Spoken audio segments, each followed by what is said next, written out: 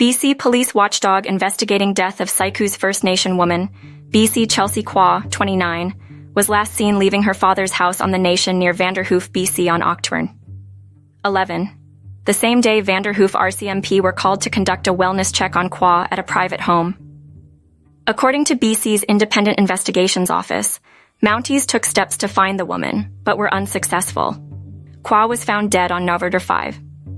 Later that month, the watchdog received several concerns from the public about the police response to the request for a wellness check. The IIO doesn't use victims' names in its releases in order to protect the privacy. What we would look at in a case like this is, was there a failure of police to take the appropriate steps in the circumstances that they were facing? Explained Ronald McDonald, IIO Chief Civilian Director. The police have a duty at law to protect human life. So if they're given information about a situation where someone's life may be impacted or in danger, they have a duty to take reasonable steps to do what they can to help that person. The IIO is charged with investigating what role any police action or inaction has had when a civilian is seriously hurt or killed in relation to a police-involved incident. If it believes a criminal offense has been committed, it may refer the matter to the BC Prosecution Service. McDonald said he hopes to have findings in this case within 6 months. The BC Coroner Service and RCMP are still conducting their own investigations into Kwa's death. In November, after Kwa's remains were found, her mother Pam Heron issued a public statement described her daughter as loved, cared for deeply by her family, friends, and community. Chelsea had the most amazing spirit, beautiful strength, and independence. Most importantly, she had an incredible impact on those in her life. We will not rest until we get answers, Heron said. In previous comments, Heron has said Kwa was deeply connected to her culture and to nature, and loved to walk her dog Pepper outdoors. Saik'uz First Nation Chief Priscilla Muller referred a request for comment on this story to Mary Teague, Director of Child and Family Services at Carrier Sekani Family Services.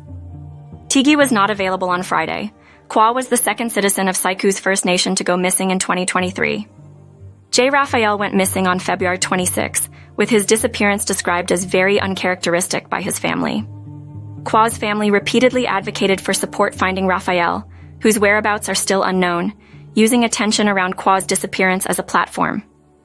Meanwhile, Carrier Sekani Family Services and the Highway of Tears governing body have called on the BC government to rename Highway 16, the Highway of Hope.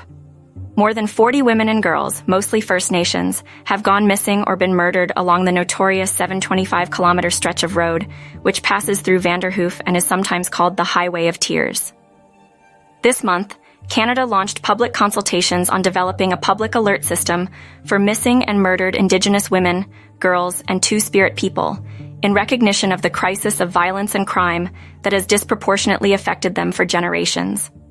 Earlier this year, the House of Commons unanimously backed a motion declaring the deaths and disappearances of Indigenous women and girls a Canada-wide emergency. In 2019, a national inquiry into the MMIWG2S crisis found more than 6 in 10 Indigenous women, girls, and gender-diverse people have experienced physical or sexual violence. They are also 12 times more likely to be missing or murdered than non-Indigenous women.